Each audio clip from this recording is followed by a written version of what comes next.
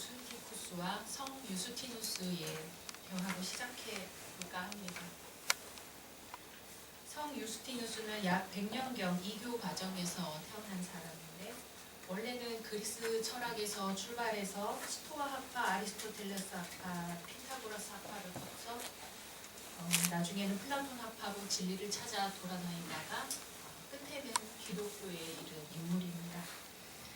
유스티누스는 평생 평신도로 스승이자 복음의 사도로 살다가 죽음에 이르렀습니다. 그가 잡혀와서 집정관 유스티쿠스와 나누는 대화입니다. 너는 스스로 학식 있고 참된 교서를 아는 사람이라고 생각하고 있다. 자, 내 말을 듣거라. 내가 너를 매로 치고 목을 자른다면 너는 천국에 올라가리라고 믿느냐? 제가 만일 귀하가 말하는 것을 견뎌낸다면 주님의 집에서 살게 되리라 기대하고 있습니다. 저는 선한 삶을 살다간 모든 사람들이 마지막 날이 되면 천상 상급을 받으리라 믿습니다. 그래서 네가 천국에 올라갈 때 어떤 합당한 상급을 받으리라고 상상한단 말이냐? 그건 상상하는 것이 아닙니다. 저는 알고 있고 또 확신합니다. 저는 기독교인으로서 이러한 순교 일화를 많이 들어왔지만 항상 궁금합니다. 순교자는 무엇을 만나 순교까지 하게 되었을까 하고 그리스 철학을 섭렵하고 진리를 추구하다가 만난 기독교, 그는 기독교를 가슴에 담고 차라리 죽기를 선택합니다. 오늘 로마서의 말씀입니다. 그러므로 믿음은 들음에서 나며 들음은 그리스도의 말씀으로 말미암았느니라. 믿음은 들음에서 나며 그리스도의 말씀으로 말미암는다고 말씀하셨는데요. 거슬러 올라간 표현이지요. 차근차근 해보면 그리스도의 말씀을 들을 때에 믿어진다라는 말씀입니다. 성 유스티누스도 이교 가정에 태어나 당시를 풍미하던 철학 세계에 깊이 들어갔지만 그리스도의 말씀을 듣고부터 그의 삶이 달라지기 시작합니다. 말씀을 듣는다는 건 뭘까요? 말씀을 만난다는 거지요. 만난다는 건 뭘까요? 스쳐 지나가는 게 아니고 이해한다, 안다는 뜻입니다. 그런 만남은 뭘까요? 지난번 저와 함께 나누신 말씀과 같이 에제르를 만나는 만남입니다. 내가 홀로 외로이 의지할 곳 없이 막막하게 있을 때 하늘이 무너지는 것과 같은 상황 속에서도 돕는 이로 나타나시는 하나님을 만나는 만남입니다. 창세기의 에제르를 다시 한번 기억해 보겠습니다. 여호와 하나님이 이르시되 사람이 혼자 사는 것이 좋지 아니하니 내가 그를 위하여 돕는 배필을 지으리라 하시니라. 기억하시지요? 에제르는 에센스고 가장 귀하고 가장 순수한 어떤 것인데 우리말로 에제르가 돕는 배필로 번역이 되어 있지만 좋은 번역이 아니라는 말씀도 드렸고 사무엘이 블레셋을 물리쳤을 때 하나님이 도우셨다 그런 의미로서 에벤에셀이라고 노래하는 것. 에제르란 도움이란 뜻이고 시편 30편에도 다윗이 여호와여 나를 돕는 자가 되소서 할 때도 에제르라고 노래하였습니다. 하나님은 홀로 있는 그 사람 아담이 혼자 있는 것이 보기 좋지 않아 에제르를 보내주십니다. 그래서 우리가 홀로 있는 이상은 창세기에 혼자 있던 아담이라는 것, 그래서 하나님이 누군가를 우리 앞에 보내주시고 그 사람은 우리의 에제르, 곧 하나님과 같은 존재가 되는 것이고 이스라엘이 위험에 처했을 때 이스라엘을 구원하시는 하나님께서는 그렇게 변함없이 구원하시는 능력으로 돕는 자를 붙여주시고 그 돕는 자가 바로 우리의 에제르라는 것입니다. 여기서부터 오늘 말씀을 시작해 보겠습니다. 우리가 서로가 서로에게 에제르라는 말씀이 참 귀하고 아름답습니다. 하나님은 눈에 보이지 않지만 우리가 함께할 때 그 함께하는 가운데 서로 사랑하는 가운데 바로 내 앞에 그 사람을 통해 도우시는 하나님으로 함께 하시니 우리가 둘러보면 모두가 하나님이 보내신 에제르입니다. 한번 둘러보세요. 한번 쭉 둘러보세요. 바로 우리 눈에 보이는 여러분들을 통해서 하나님이 살아 계시다는 것을 나타내 보이신다니 놀랍고도 놀랍고 우리가 그런 존재였다니 감사하고도 감사합니다. 그런데 이 시점에서 질문이 생기는 거죠. 내 앞에 그냥 사람을 어떻게 에제르로 만날까? 어떻게 하면 내 앞에 사람을 아담이 내 살 중에 살, 뼈 중에 뼈라고 했던 바로 그러한 사람으로 만날 수 있을까 하는 겁니다.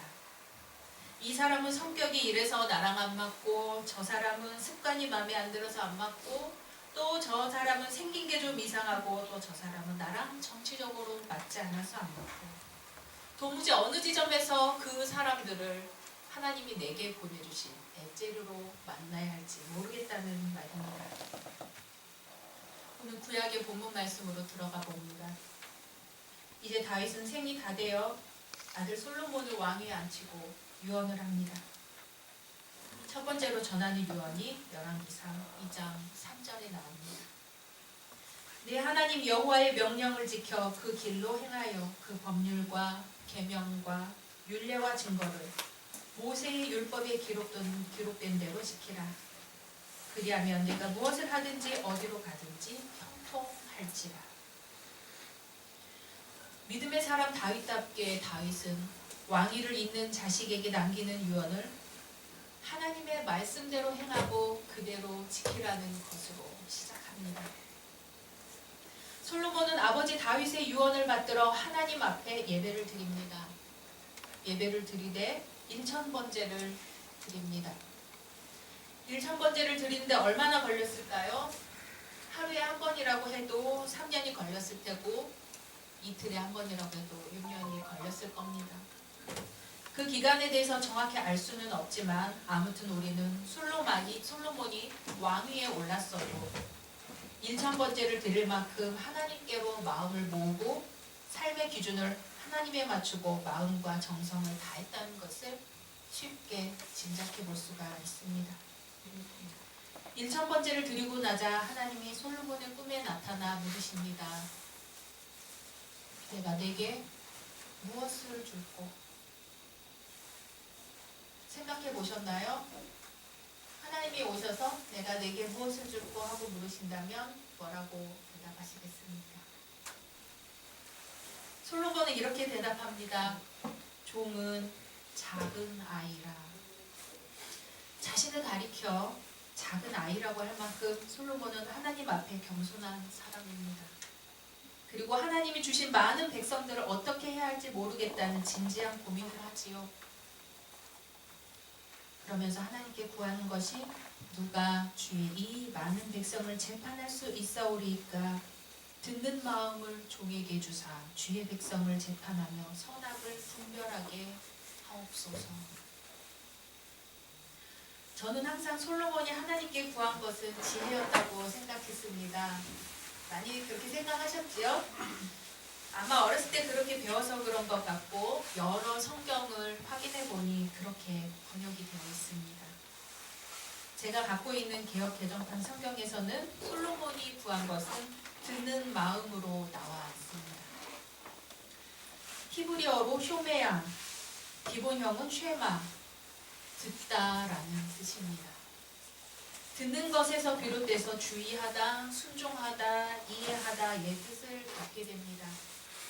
그러니까 잘 듣는 것은 결국 지혜로운 것과 맞닿는 것이죠.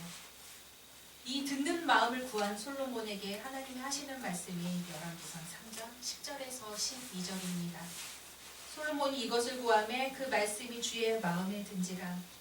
이에 하나님이 그에게 이르시되 내가 이것을 구하도다. 자기를 위하여 장수하기를 구하지 아니하며 부도 구하지 아니하며 자기 원수의 생명을 멸하기도 구하지 아니하고 오직 송사를 듣고 분별하는 지혜를 구하였으니 내가 네 말대로 하여 내게 지혜롭고 총명한 마음을 주느니 내 앞에도 너와 같은 자가 없었거니와 내 뒤에도 너와 같은 자가 일어남이 없으리라. 이 말씀을 보면 보통 사람들이 하나님께 무엇을 구하는지 엿볼 수 있는 것 같습니다. 하나님 부자가 되게 해주세요. 하나님 오래 살게 해주세요. 하나님 억울합니다. 원수를 갚아주세요. 그런데 솔로몬이 구한 것은 그게 아니었지요. 솔로몬은 듣는 마음을 구했습니다. 그리고 하나님은 그것을 듣고 분별하는 지혜를 구한 것으로 받으셨습니다. 그러니까 듣는 마음과 지혜는 별개의 것이 아니라 맞닿는 것입니다. 듣는다는 게 뭘까요? 여러분께서 지금 제 소리를 들으시는 것도 듣는 것의 하나일 것입니다. 질문을 좀 바꿔서 그럼 잘 듣는다는 것은 뭘까요? 경청이라고 그러지요. 어떻게 하는 것이 잘 듣는 것일까요? 현명한 경청법 7가지를 말씀드려 보겠습니다. 아마 잘 아시는 내용일 겁니다만 그래도 우리가 잘 실천하고 사는 건지 점검도 해볼 겸 이따 점심 대화 때 우리의 경청 수준을 한번 확인해 볼 겸 말씀드려 보겠습니다. 첫째, 상대의 얼굴을 바라본다. 바라보고 대화하시지요? 둘째, 상대의 말에 깊은 관심을 보인다. 고개를 끄덕인다든지 살짝 미소를 짓는다든지 하면서 관심을 보이는 겁니다. 셋째, 상대에게 약간 몸을 기울인다. 우리가 조금 듣기 싫은 말 하면 몸이 자꾸 멀어집니다. 자신의 태도를 보면 내가 지금 경청하고 있는지 듣기 싫어하는지를 볼 수가 있겠습니다. 넷째, 상대에게 질문을 한다. 질문은 내가 잘 듣고 있다는 걸 표현하는 좋은 방법입니다. 다섯째, 상대가 말을 완전히 마칠 때까지 끼어들지 않는다.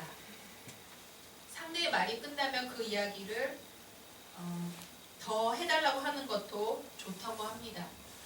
대부분의 사람들이 자기 이야기 중간에 누가 끼어들지만 않아도 되게 칭찬받은 것 같은 느낌이 든다고 합니다. 근데 거기에 좀 더 이야기해달라고 하면 굉장히 기분이 좋아지겠지요. 여섯째, 상대가 말하는 주제에 고정한다. 내가 하고 싶은 이야기가 있어도 상대가 이야기하는 주제가 끝날 때까지 조금만 기다려주는 겁니다. 일곱째, 상대가 말한 것을 다시 반복해서 내가 말하는 겁니다. 예를 들면 당신이 아까 이렇게 말했는데 저는 이렇게 생각합니다 하면은 상대방이 존중 받았다는 느낌으로 대화를 나눌 수 있게 됩니다. 이러한 경청 기술만 갖고 있어도 우리는 좋은 대화 상대자가 될 것입니다. 근데 솔로몬이 말한 듣는 마음이 하나님이 말씀하신 지혜에까지 연결되려면 좀 더 깊은 단계로 나가야 합니다. 여기에서 듣는 것은 만난다는 것으로 나아갑니다. 진짜 잘 듣는 사람은 잘 만나주는 사람입니다. 뭘 만나주냐면 마음을 만나주는 거지요. 어느 교회에서 한 성도님 제게 들려준 이야기입니다. 그 애기 엄마가 아들들을 키우느라 몹시 몸도 마음도 지쳤어요. 그런데 신앙생활을 놓치고 싶지 않아서 두 아들을 데리고 주일마다 교회에 오는 겁니다. 얼마나 개구쟁이이고 엄마를 가만 안 놔두는지 이 엄마는 교회에서 예배에 집중하기보다는 두 아들 치닥거리 하다가 끝나기가 일쑤지요. 이 모습을 본 어떤 지식 깨나 있는 분이 다가와서는 아들에게 좀 더 단호하게 해보세요. 그럴 땐 이렇게 해보세요. 집에서 애들을 때리십니까? 이렇게 묻는 말이 조언 비슷한 훈계가 도움을 주기보다는 마음을 괴롭힙니다. 이 엄마도 텔레비전에서 우리 아이가 달라졌어요도 보고 우리가 양육 태도에 문제가 있는 것은 아닌가? 육아 서적을 보면서 자기 자신을 점검하고 육아 태도를 점검하는데 뜻대로 되지가 않아서 속상하다 못해 속이 터질 지경입니다. 그렇게 어느 날 교회에서 벽에 기대어 앉아있는 이 엄마 모습을 보고 전도사님이 다가오시는 거예요. 누구 엄마 차 한잔 하세요? 커피 드릴까요? 녹차 드릴까요? 이렇게 묻고는 따뜻한 차 한 잔을 건네는 거지요. 잠깐 차 한잔 하면서 쉬고 계세요? 하고 이 아들의 손을 데리고 전도사님하고 저기 마트에 가서 맛있는 거 사 먹고 오자 하고는 데리고 나가시는 거예요. 그때 이 엄마의 눈에서 눈물이 또르르 흘러내립니다. 아, 나한테 필요했던 게 이렇게 따뜻한 차 한 잔 건네는 마음이 아니었을까. 내가 애들에 부대껴 내 마음을 정리하고 추스를 새도 없이 숨이 턱까지 올라오게 차오르는 생활을 해왔구나.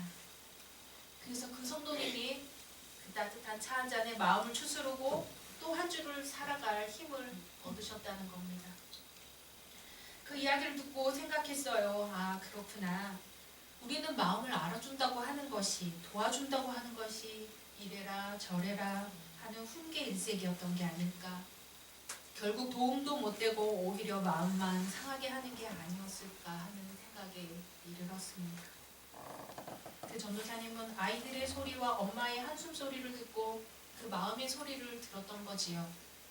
그리고 말없이 차 한 잔으로 많이 힘들지요? 힘내세요 라는 말을 들리지 않게 하지만 마음에 큰 울림이 되게 건넸던 겁니다. 좀 더 깊이 듣기, 좀 더 깊은 만남을 만나볼까요? 제가 학교 다닐 적에 가르쳐주신 정태기 목사님의 일화입니다.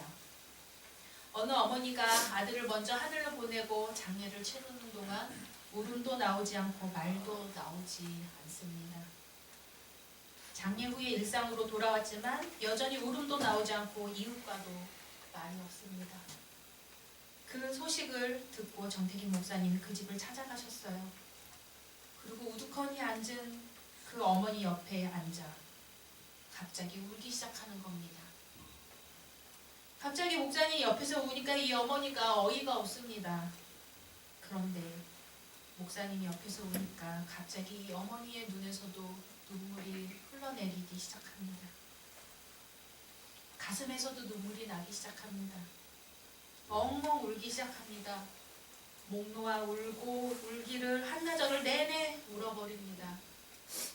그렇게 실컷 울고 나서야 이 어머니는 아들의 죽음을 받아들이게 되고 입에서도 말이 나오기 시작합니다.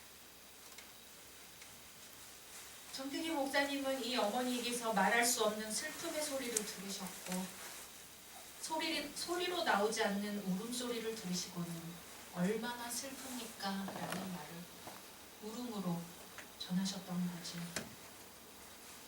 그러니까 경청이랑 대화할 때 눈을 마주치고 고개를 끄덕이고 대답을 하는 그것을 넘어 말로 표정으로 담지 못한 그 민 마음까지 헤아려 보는 것, 그것이 바로 경청이 아닌가 합니다.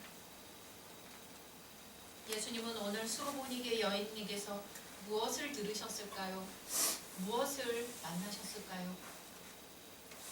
이 수로보니게 여인은 유대인이 아니라 헬라인이고 수로보니게 족속입니다.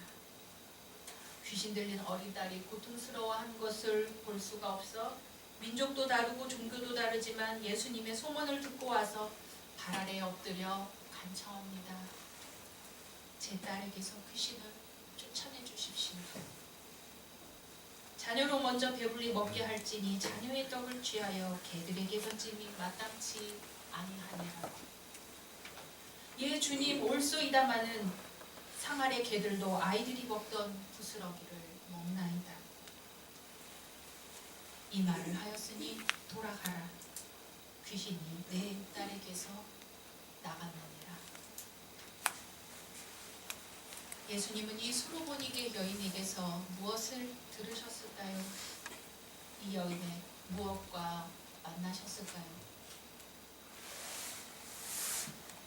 죽기까지 이 세상을 사랑하신 예수님의 간절함과 딸을 고치고 싶어하는 어머니의 간절함이 만난 것이겠지요. 이 여인은 지금 홀로 있습니다. 귀신 들린 딸을 바라만 봐야 하는 막막함 속에 있습니다. 자기 딸을 고칠 방법은 자기 민족에게서도 찾을 수가 없습니다. 그 간절함은 어떻게 해서든지 내 딸을 고치겠다는 것입니다. 간절하게 찾다 보니 예수님 소문을 듣고서 망설이지 않고 찾아옵니다. 그런데 예수님은 이방 사람이에요. 하지만 제발 예수님이 딸을 고쳐주시기를 바라는 그 마음 하나만 갖고 예수님 발 앞에 엎드립니다. 제 딸에게서 귀신을 쫓아내 주십시오. 그 마음은 예수님에게 전해져 그물에 걸리지 않는 바람처럼 유대인과 헬라인이라는 민족적 차이를 넘어가고 남성과 여성이라는 성의 차이를 넘어가고 너희 이방인은 개들이라는 언어를 넘어가서 주님의 사람들을 사랑하시되 끝까지 사랑하시는 예수님의 저 마음 깊이에 있는 진심과 맞닿은 것입니다. 이 말을 하였으니 돌아가라. 귀신이 내 딸에게서 나갔느니라. 이 여인은 예수님의 소문을 들었고 예수님을 만났고 그 만남은 믿음이 되어 딸을 고치게 되었습니다. 듣는 마음은 가로막고 있는 벽을 분별하는 지혜로 연결이 되어 진정한 만남이 일어났습니다. 잠언 2장에 내 귀를 지혜에 기울이라고 하셨습니다. 그러면 여호와 경외하기를 깨달으며 하나님을 알게 된다고 말씀하십니다. 듣는 마음은 지혜로 이어지고 지혜는 하나님을 알게 되는 것으로 이어집니다. 내 앞에 있는 사람을 만날 때 그 사람의 언어를 넘어갑니다. 넘어간다는 것은 분별한다는 것입니다. 분별하는 지혜는 그 사람의 표정을 넘어가고 몸짓을 넘어가고 사람의 생각과 판단을 넘어가서 그 민마음으로 들어가고 또 그 민마음으로 들어가서 그 안에 엣제르로 계시는 하나님을 알게 된다는 말씀입니다. 그러므로 믿음은 들음에서 나며 들음은 그리스도의 말씀으로 말미암았느니라. 우리의 믿음이 어디에서 나옵니까? 들음에서부터 나옵니다. 그럼 무엇을 듣습니까? 그리스도의 말씀을 듣습니다. 우리를 돕는 이로 오신 예수님, 하나님이 구원하시는 것처럼 돕는 이로 오신 예수님이 우리를 있는 모습 그대로 사랑하시고 있는 모습 그대로 받아들이시고 있는 모습 그대로 사용하시는 예수님, 그 예수님을 만나 예수님의 말씀을 듣는 것에서부터 시작됩니다.